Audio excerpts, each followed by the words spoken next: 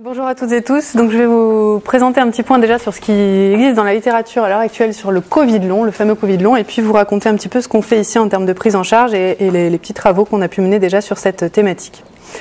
Alors tout d'abord le terme Covid long, d'où vient ce terme? Ce qui est intéressant à souligner, c'est que c'est un terme qui a d'abord été inventé par les patients. C'est rare dans des maladies finalement, c'est une entité qui a été créée un petit peu par les réseaux sociaux, différents patients qui sont regroupés en disant on a des symptômes après un Covid, etc. Mais en fait, quand on regarde sur PubMed et dans la littérature, il y a plein d'autres termes qui sont utilisés. Il y a eu Chronic Covid Syndrome, Covid Long Hauler, Post-Acute Covid-19 Syndrome, qui faisait du coup un acronyme qui s'appelait PACS, et Persistent Post-Covid. Tous ces termes-là, ils sont utilisés un peu dans la littérature, mais on remarque quand même que globalement, de plus en plus, quand on veut faire une biblio le plus exhaustive possible, c'est quand même le terme Covid long, long Covid, qui arrive à être le plus représentatif de cette espèce d'entité-là, qui reste encore pas mal à définir, on va le voir. Du coup, certaines guidelines dans des pays, donc ça c'est les premières guidelines qui sont sorties sur le Covid long, c'était en Angleterre, donc c'était les NICE guidelines, qui dit qu'en effet, donc le terme Covid long, c'est en gros les signes et les symptômes qui continuent ou qui se développent plus de 4 semaines après un épisode de Covid. Et ça, donc c'est une récente revue de la littérature qui est sortie en mars là dans Nature Medicine, qui fait un peu le résumé, parce que finalement ce terme Covid long il est très vague, on ne sait pas trop ce que ça regroupe. Comme on dit au début, c'était plutôt défini par les patients, donc les docteurs ont mis un petit moment à s'en emparer et à décrire vraiment ce que c'était. Donc dans cette revue, ils décrivent bien, déjà la cinétique, le Covid long ça commence à partir de là, 4 semaines, et puis c'est même plus 12 semaines maintenant et jusqu'à 6 mois. Et puis en fait, on voit qu'il y a différents systèmes qui sont impliqués dans cette maladie et qu'on peut un petit peu séparer, enfin dans ces symptômes et qu'on peut séparer. Et du coup, c'est intéressant parce que c'est ce qui permet de les étudier un petit peu mieux et de mieux comprendre ce qui se passe. Donc il y a d'une part des symptômes tels que la fatigue, la qualité de vie un peu diminuée, les douleurs musculaires, les douleurs articulaires. Deuxièmement, et finalement, c'est ce qui a été étudié un petit peu en premier de façon, on va dire, intuitive par les docteurs, parce que le Covid, c'est une maladie qui donne des problèmes pulmonaires en phase aiguë, donc on s'est dit à la phase chronique, il y a peut-être des gens qui vont avoir des symptômes pulmonaires résiduels, et en effet, la dyspnée persistante, et parfois les besoins en oxygène persistants, ça fait partie de la problématique. Tout un cortège de symptômes, je sais pas, j'ai plus de souris, j'avais une souris, mais je ne l'ai plus, elle est là. De symptômes neurologiques, et on va voir que là-dessus on a un petit peu, enfin c'est là-dessus qu'on a pas mal travaillé ici, donc avec à la fois des symptômes plutôt psychologiques comme l'anxiété, la dépression, des problèmes d'insomnie, des problèmes de stress post-traumatique, et puis des choses un peu plus inquiétantes potentiellement qui sont des problèmes cognitifs. Il y a tout un versant cardiaque avec des patients qui se plaignent principalement de palpitations, de douleurs thoraciques, et puis la problématique, on va dire, beaucoup plus présente chez des patients qui ont eu des formes sévères, avec les manifestations thromboemboliques et puis les maladies rénales chroniques après une insuffisance rénale aiguë, en général après des défaillances rénales initiales. Donc ça, c'est un petit peu le panorama des différentes manifestations qu'on peut voir. Et donc on va reprendre un petit peu ça dans l'ordre, juste pour vous montrer ce qui existe dans la littérature. Donc sur ce qui a été vraiment décrit en premier, c'est d'abord les problèmes respiratoires et les problèmes de fatigue un peu générale, de douleurs musculaires et d'altération de la qualité de vie. Ça, c'est un des premiers gros papiers chinois, donc qui est regardé à 6 mois, 1733 patients suivis à 6 mois. 63% des patients quand même à 6 mois avaient toujours une fatigue et des douleurs musculaires, 26% se plaignaient d'insomnie, 23% d'anxiété et dépression, et puis dans ce papier en particulier, ils ont surtout fait des examens pulmonaires pour voir s'il y avait des problèmes donc, de dyspnée persistante, et il y avait entre 22 et 56% des patients qui avaient des anomalies du TLCO, donc des anomalies de la diffusion intra-alvéolaire pulmonaire. Alors entre 22 et 56%, en fait, pourquoi ces chiffres aussi différents? Parce qu'en fait, ils ont gradé les patients en fonction de leur gravité initiale, et ceux qui étaient les plus graves initialement, qui avaient les scanners les plus sévères, avaient jusqu'à 56% d'anomalies du TLCO, donc des dyspnées et des troubles de la diffusion et des fibroses, et puis ceux qui étaient moins graves avaient plutôt aux alentours de 22%.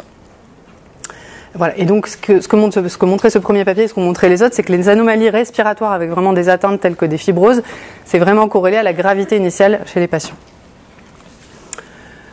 Un autre papier qui était sorti aussi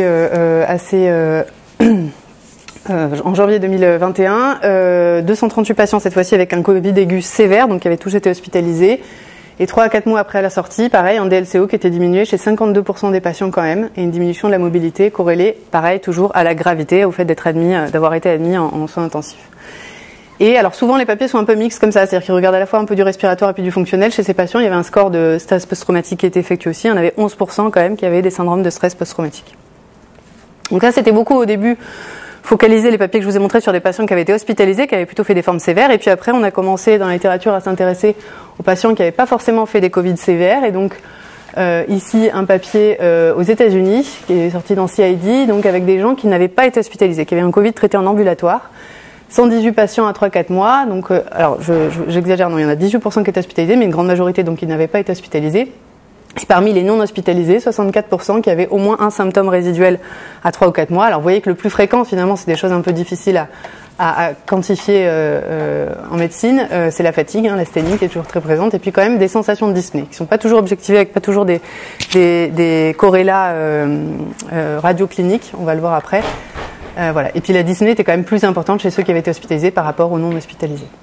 Donc ça, c'est un premier indice pour dire que même chez les gens finalement pas graves, qui ne nécessitent pas d'hospitalisation, on a quand même des symptômes résiduels. Et puis il y a d'autres papiers qui ont continué à montrer ça. Ça, c'est dans les îles Faroé, donc les Féroé, nous on dit, qui sont des îles danoises, au nord du Danemark. Là, ils ont évalué donc que des patients non hospitalisés pour le coup, 180 patients avec en moyenne 125 jours de délai après le Covid. 53%, donc une grosse moitié, avaient au moins un symptôme. Et vous voyez les symptômes qui sont détaillés ici, donc c'est beaucoup de la fatigue, toujours, près de 29-30% qui ont de la fatigue, pas mal d'anosmie, c'est 24%, pas mal d'agueusie, et puis 7% de céphalée, un peu de troubles digestifs. Et là, ils ne parlent pas trop des troubles neurologiques, il y a un peu de douleur thoracique, puis voilà, des signes finalement très divers. Vous avez les barres noires, c'est le post-Covid, et les barres à rayures, c'était les symptômes pendant la phase aiguë. Donc ils regardent, ils comparent en gros phase aiguë et phase chronique, qu'est-ce qui reste à en moyenne 125 jours. Un autre papier italien qui a fait un petit peu la même chose, qui a regardé 143 patients 60 jours après un post-Covid, après un Covid en moyenne, 32% avaient au moins un symptôme. Vous voyez qu'ici aussi, phase aiguë, phase post-Covid, principalement de la fatigue, pas mal de dyspnée, 40% à peu près. Des douleurs articulaires, des douleurs dans la poitrine, une toux persistante, une anosmie, dans à peu près 20% des cas, 18-20% des cas. Voilà, et puis des choses un petit peu plus rares, comme les vertiges, des myalgies persistantes, des troubles digestifs aussi parfois, qu'on voit aussi un peu d'ailleurs maintenant. Et puis, ça c'est un papier français à Cochin, donc c'est le professeur Salmon-Serron qui a lancé une file active de patients post-Covid. Ils ont décrit 70 patients. Alors là, on a un peu plus de données démographiques sur ces patients-là. C'est 80% de femmes, c'est un âge moyen de 45 ans.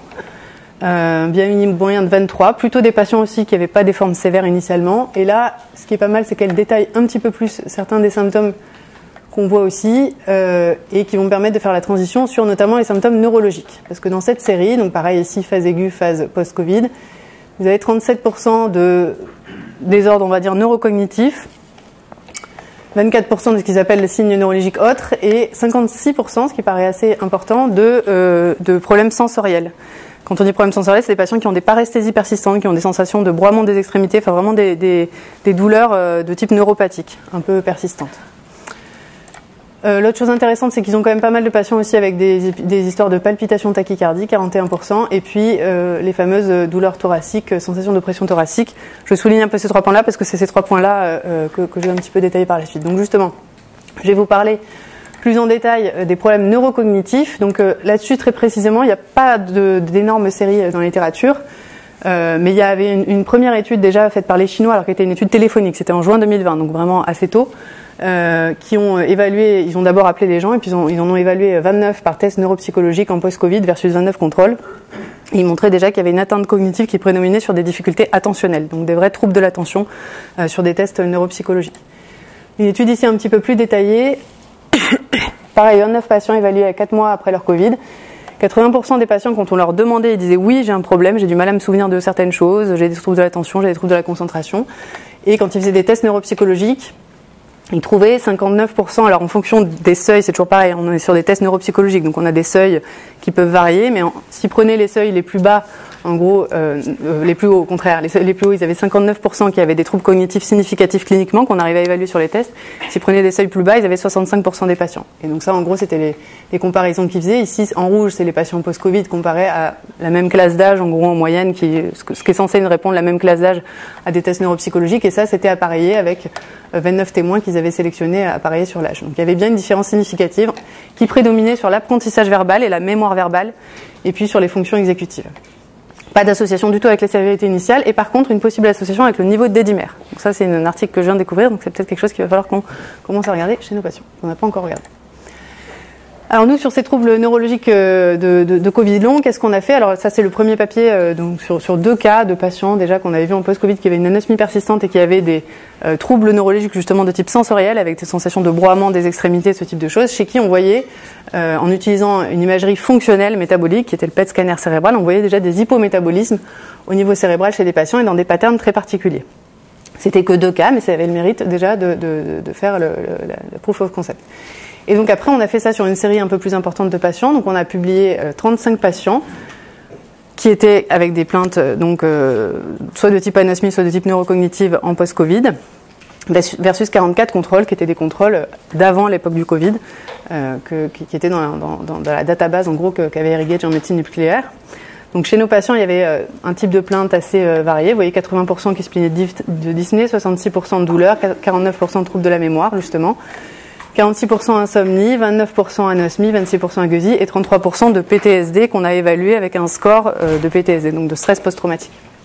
Et en effet, chez ces patients, on a trouvé de manière significative des clusters comparés à des patients contrôle avec des hypométabolismes dans différentes localisations qui sont le cortex frontal, les bulbes olfactifs, le lobe temporal droit, l'amygdale, l'hippocampe, le thalamus, le tronc cérébral et le cervelet. Alors quand on n'est pas neurologue, on ne sait pas trop à quoi tout ça correspond, mais quand on s'y intéresse un peu, alors déjà, ce qu'on a montré chez ces patients, donc c'est ces clusters-là, en gros, que vous voyez. Donc ici, le bulbe olfactif, le temporal droit, le cervelet de manière bilatérale, et puis le tronc cérébral ici, et le thalamus. Déjà, on regardait statistiquement sur 35 patients, donc en effet, c'est pas une énorme cohorte, mais on arrivait déjà à avoir des corrélations avec les clusters et les symptômes cliniques. Donc les plaintes fonctionnelles multiples, quand les patients avaient vraiment beaucoup de plaintes de type douleur, de type mémoire, etc., c'était beaucoup associé à une atteinte du cervelet et du tronc cérébral. Le lobe frontal, l'atteinte du lobe frontal était associée à la plainte douloureuse. Le lobe temporal droit était aussi associé à la plainte douloureuse. Quand il y avait une atteinte du tronc cérébral, on retrouvait plus souvent des douleurs et des symptômes de type insomnie. Et puis le cervelet était associé à l'anosmie agueusie et aux troubles de la mémoire. Et ça, quand on regarde un peu la littérature, l'anosmie et l'agueusie et l'atteinte du cervelet, ça avait déjà été montré dans quelques papiers. Le cervelet corrélé aux troubles de la mémoire, c'est aussi logique puisque c'est une zone qui est associée aux fonctions exécutives et à la mémoire de travail. Voilà, les douleurs associées aux régions impliquées, les douleurs étaient principalement associées à ce qu'ils appellent en neurologie la matrice de la douleur, en fait, au niveau cérébral. Donc c'est tout le réseau thalamique notamment. Et puis les insomnies étaient associées au cervelet et au tronc cérébral, qui sont des zones impliquées aussi dans la dysautonomie.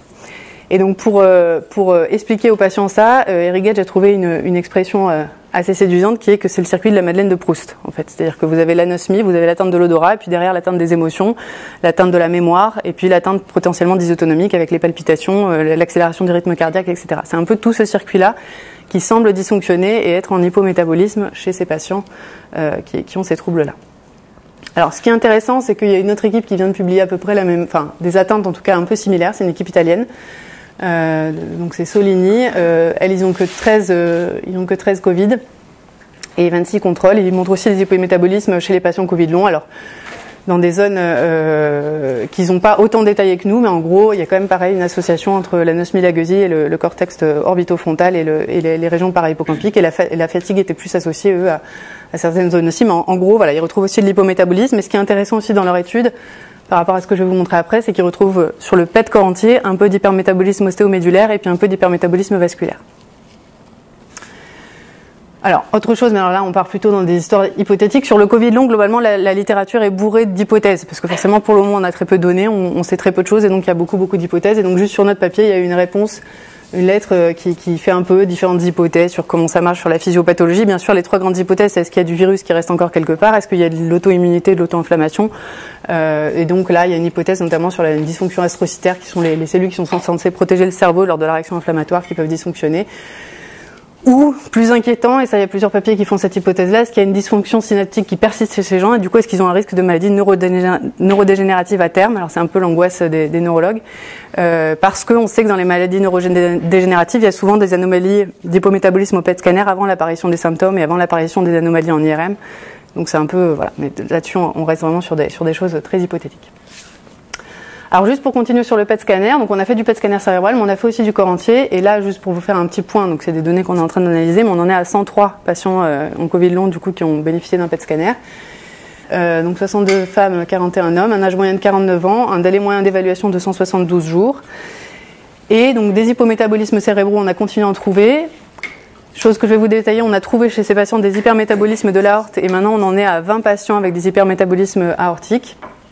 Et puis, ce qu'on vient un peu de regarder là et qui nous reste à décrire et à mieux analyser, c'est 46 hypermétabolismes ostéomédulaires diffus chez des patients, 12 hypermétabolismes articulaires et ça prédomine vraiment au niveau des épaules, et puis un hypermétabolisme musculaire. Donc ça, c'était pour le côté PET scanner. Donc sur les aortites, je vous ai dit maintenant on en est à 20 patients, mais les 10 premiers patients, donc c'est un papier qui est actuellement soumis, qui est en cours de reviewing. Donc ces 10 premiers patients, on les a donc écrits et soumis. Ils ont un hypermétabolisme aortique qui prédomine dans l'aorte thoracique. On les a comparés avec 37 autres patients en post-Covid qui n'avaient pas cet hypermétabolisme, et sur leurs caractéristiques cliniques, ce qui ressort vraiment, c'est qu'ils ont des douleurs thoraciques persistantes. Donc ici, vous avez un exemple d'hypermétabolisme, ici la parothoracique, vous voyez, surtout sur l'aorte. Voilà, sur celui-là, il y a vraiment toute l'aorte d'ailleurs, mais sinon c'est beaucoup l'aorte thoracique. Une dernière chose, vu que je vous parle de douleurs thoraciques et d'aorte, ce qui ressort quand même, il y a de plus en plus de papiers, il y en a une petite dizaine, c'est pas encore énorme, mais il y a l'histoire des palpitations et des douleurs thoraciques en post-Covid. Là-dessus, il y a des choses qui commencent à sortir. Sur le POTS, c'est notamment sur une possible dysautonomie chez ces patients. Alors qu'est-ce que c'est le POTS? Moi j'avoue que j'avais un petit peu oublié ce que c'était. C'est la postural tachycardia syndrome. Donc c'est en gros une désadaptation à l'orthostatisme. C'est des gens qui vont devenir très tachycardes quand ils se lèvent, qui vont parfois faire des malaises à l'orthostatisme et des malaises à l'effort. Et c'est défini donc par les cardiologues par une augmentation en gros de 30 BPM au passage à la position debout. Il commence à y avoir une petite littérature là-dessus. Là c'est un papier par exemple qui rapporte vous voyez, un certain nombre de patients ici. Donc c'est 6 patients qui viennent pour des malaises, des palpitations, des sensations d'essoufflement où il n'y a rien d'objectivé, on va dire, par les examens morphologiques, et qui se retrouvent avec des diagnostics donc de POTS, justement, de difficultés à l'orthostatisme, voire de tachycardie sur des dérèglements du système sympathique, voilà, des tendances à faire des syncopes vasovagales, etc. Des intolérances à l'orthostatisme globalement. Et par ailleurs, dans la littérature, alors c'est pareil, on est sur des choses, mais du coup des choses qui seraient intéressantes de regarder chez nos patients. Il y a cet article notamment qui fait l'hypothèse qu'il y a peut-être quand même des dysfonctions du tronc cérébral. Si on pense que ces patients ils ont des dysautonomies, des problèmes d'orthostatisme, ils ont peut-être toujours un problème dans le tronc cérébral. Nous on a vu qu'il y avait des hypométabolismes du tronc cérébral sur le PET scanner. Dans le tronc cérébral, il y a pas mal de récepteurs ACE2, donc est-ce qu'en effet ça peut pas être une des clés pour expliquer ce type de symptômes? En tout cas, on voit, nous, quelques patients avec des palpitations, etc., comme peut-être des intolérances à l'orthostatisme. Donc j'ai commencé à en parler un peu au cardiologue pour qu'ils commencent à les explorer peut-être un peu et qu'on regarde aussi un peu cet aspect et voir si ça corrèle potentiellement avec des images au PET scanner, en tout cas sur le tronc cérébral pour ces patients-là. En résumé, du coup, ce qu'on fait à l'heure actuelle, on a 2 médecins pour le moment avec des consultations Covid long, donc c'est Philippe Broucky et moi. On a pour le moment de programmer 120 consultations Covid long entre janvier et juin. On fait 19 patients par mois en moyenne. J'ai refait un tour auprès des secrétaires, elles disent qu'elles ont quand même à peu près 10 appels par jour à l'heure actuelle pour des consultations Covid long. Donc les délais de programmation à l'heure actuelle c'est plutôt août en consultation. En HDJ ça va assez vite une fois qu'on veut programmer l'HDJ. Et donc en hôpital de jour Covid long, on en a fait 45 depuis début janvier et je vous disais 103 PET scanners. Globalement comment ça se passe quand les patients arrivent à la consultation? On arrive quand même à déterminer un petit peu le type de plainte. C'est soit l'anosmie-agueusie persistante, soit la dyspnée d'effort, les palpitations, la douleur thoracique, soit plutôt des choses un peu neurocognitives. Dans tous les cas, il y a probablement un retentissement psychologique qu'il faut aussi évaluer. Quand c'est de l'anosmie-agueusie pure, dans ce cas-là, c'est vrai que c'est les ORL en gros qui prennent en charge ces choses-là. On leur dit en général aux patients de commencer une rééducation, puisqu'on a une vidéo qui a été très bien faite par les ORL ici, qui explique un peu les principes de la rééducation initiale. Quand c'est des histoires de dyspnée d'effort, de douleur thoracique, bon, il y a un bilan respiratoire, une échelle de dyspnée avec des EFR à faire si vraiment l'échelle de dyspnée est significative, un scanner thoracique, on leur fait un minimum de bilan cardio, et puis si vraiment il y a des anomalies patentes, il y a un suivi des cardio. Pour le moment, on n'avait pas inclus le fameux TUL test et la recherche de POTS, mais c'est probablement quelque chose à faire. On leur prescrit, parce que c'est un peu aussi ce qui est recommandé, des séances de kinésithérapie, de rééducation à l'effort, rééducation respiratoire, parce qu'on a l'impression qu'il y a quand même aussi de la désadaptation à l'effort chez ces patients, que ça peut peut-être les aider à récupérer. Au niveau neurocognitif, donc les HDJ comprennent tout ça, donc il y a le fameux PET scanner cérébral, on fait de l'évaluation des problèmes psychologiques, des problèmes de stress post-traumatique, des problèmes vraiment neurocognitifs purs. Et puis quand il y a des problèmes psychologiques, là, vraiment sévère, c'est la CUM, donc la cellule d'urgence médico-psychologique, qui s'est proposée de suivre ces patients quand ils avaient des problématiques vraiment purement psychologiques en post-Covid. Donc voilà, pour le moment sur la GJ on en a fait 45, mais j'ai pas pu encore analyser les données, on en a analysé que 15 pour le moment. C'est un âge moyen de 44 ans, un seul patient qui avait été hospitalisé lors du Covid aigu, Avec les plaintes, c'est un peu les plaintes qu'on retrouve dans la littérature. Il y a de l'anxiété, il y a de la douleur thoracique, de la dyspnée d'effort, de l'anosmie-agueusie, des troubles de la mémoire et concentration, donc très présents. Quelques-uns avec des palpitations, comme je vous disais, les troubles du sommeil. Sur l'évaluation clinique, donc les tests au brassard, pour le moment, ça sort pas du tout significatif. Ils ont tous un seuil hyper haut, parce que finalement, ils n'ont pas tous la douleur diffuse au premier plan. La MOCA, qui est un test de dépistage des troubles neurocognitifs, il y en a 4 quand même qui ont un test vraiment significativement inférieur à 26, donc vraiment très altéré, et ça prédomine sur le manque du mot, les troubles de la concentration et les troubles de la mémoire. On a 3 PTSD donc sur les 15 premiers. Et puis pour le moment sur la biologie, moi j'avais l'impression comme ça qu'ils étaient un peu plus éosinopéniques aussi en Covid long, et donc on en a 7 pour le moment, ça reste encore à voir. Ils ne sont pas inflammatoires, et puis il y en a 7 qui ont une sérologie encore positive de leur Covid initial. Voilà. Merci de votre attention.